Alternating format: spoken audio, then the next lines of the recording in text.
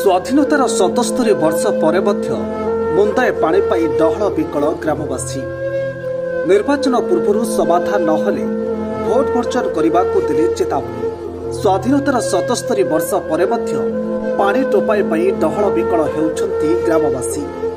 शिमिलीपाल अभयारण्यर पाददेश दुर्दुरा ग्राम पंचायत डोंगुरी साहिर 52 परिवार पाखापाखि 300 ऊर्ध्व लोके मौलिक सुविधार वंचित। ना तांको ग्राम रे अच्छी स्कूल ना अच्छी अंगनवाड़ी। ग्राम रे थिबा एकमात्र नलकूप उपरे निर्भर करी चलुथिले ग्रामवासी, जहाँकि दीर्घ 7 वर्ष पूर्व अचल होइछि। बोरेल होई पानी टांकी मध्य होइछि, किंतु आज जाए ताहा कार्यकारी होई पारि नाही। एबे एकमात्र साहा भरोसा गाँरु पाखापाखि 1.5 किलोमीटर दूर रे बिल मझिरे थिबा एक परित्यक्त पथर कूଅ। गोटे पटे राज्य सरकार विकासर डिंडिम पिटुथिबा बेले वास्तव चित्र किंतु संपूर्ण अलग। तेबे एभली दुर्गम अंचल रे केबे पहुंचिबो विकासर पादचिन्ह ताहा देखिबाकू बाकी रहिला। सर पानी रो हमर बहुत नि असुविधा होची।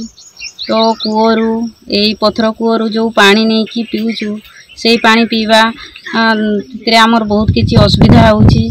सेई असुविधा को हमर जेमती दूर करबे। आउ वर्षा दिन रे कादो भी होची रास्ता। तो कादो हेला परे आमे जते बेले कामरू आसुछु संध्या भी हे जाउची। सेई टाइम रे आमे पानी नेबा पाई आसुछु। तो पानी उठेला बेले जो पथर रे माडी माडी आमे पानी उठौछु। जदि हमर गोड़ खसी गला तो पानी भितरे भी माने बुड़ी जीवा चांस भी अच्छी।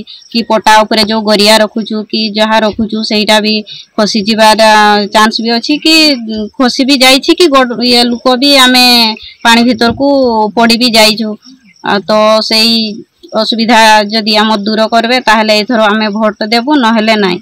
आ वर्षा बेले जो पानी उपराडू आसुची तो पानी कूଅ भितरे हमर पानी सेई पानी गुड़ा गड़िया पानी पशि जाउची। सेई पानी नहीं कि आमे पीला बेले माने जॉन्डिस होउची कि अन्य किछि रोग भी होउची। सेई रोग गुड़ा जेमती आमे सम्मुखीन होउचु।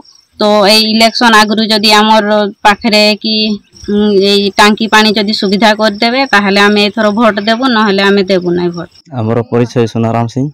असुविधा हमर पानी रो बहुत नि असुविधा। तो आम झील पिला एत दूरिया नौसन 1 किलोमीटर रु दूर रु तापर उठाणिया जगटा तापर बहुत हरियाणा हो जासन।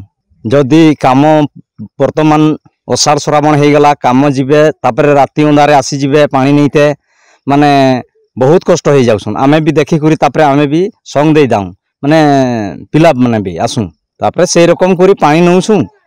आउ पानी रो असुविधा ढेर नहीं होउसी। आमर केमती सुविधा हो से रकम आपन करदेले भल हुआ। गाँव में ट्यूबवेल तो हो जाइए सार सेटा भी भांगी जाइए ना कौन है पाइपटा कौन है माने पानी उठुनी तापर सेटा बसी रही जाइए। आउ एबे भी टांकी कराई माने रास्ता धारे जीवा आसवा लोक माने कही दौसन जे नाई माने डुंगरी साइरे माने कूट टांकी पानी हो जाइए। तो सेगा भी बिल उठे उठे जाइसन। तथापि से जिनसटा आमर पाइप जितकी दूरिया आसी सेटा तुपी ही रही तथापि पानी माने पहुँचुनी।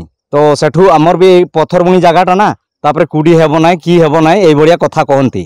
तो सेटा केमती कौन आकार करेंगे सेटा माने करदेले भल हुआ। आमे दाबी करिसु आमर यही माने होड़ी साई उपरे माने पानीटा बहुत असुविधा। ट्यूबवेल कर दियन आर नहले तड़ साइड ना से तड़ साइड को करदेव कूଅ हेले सुविधा हो पाख हेब।